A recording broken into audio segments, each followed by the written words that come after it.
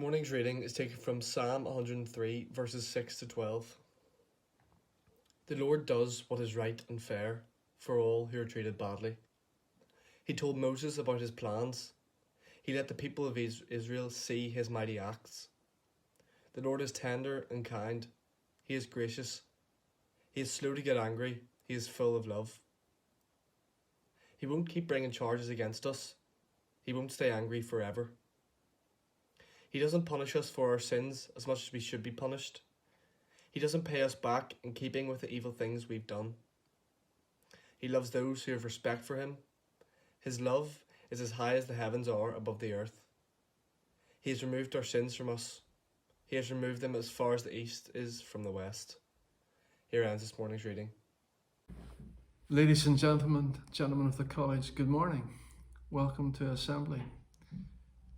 The reading this morning has two famous phrases in it that I want to draw your attention to.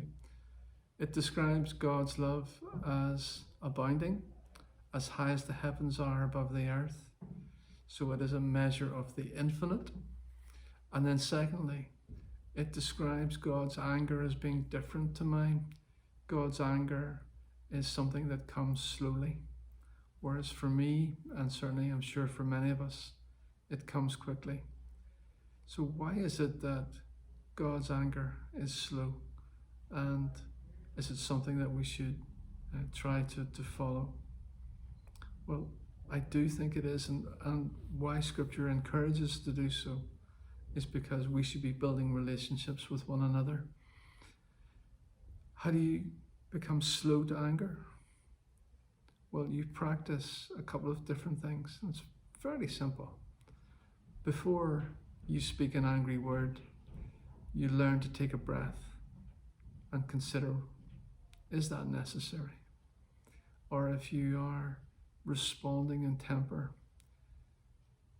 because of something that's happened to you in the sports field or in class or in the corridor or wherever, you learn to again take a breath and think. There's an old-fashioned word that is circumspect or circumspectly. When I was younger, I was taught that I had to learn to walk circumspectly, to learn how to walk looking all around, and not just physically how I walked so that I didn't walk into the lamppost often, but that I learned to walk through life considering all around.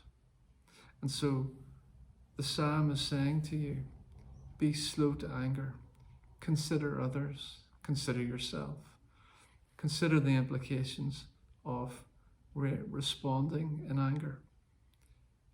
The current crisis has caused people to become nervous, anxious, lack tolerance, and I have certainly as a school principal never experienced a time where folk are so quick to become angry with me and to become angry with my staff.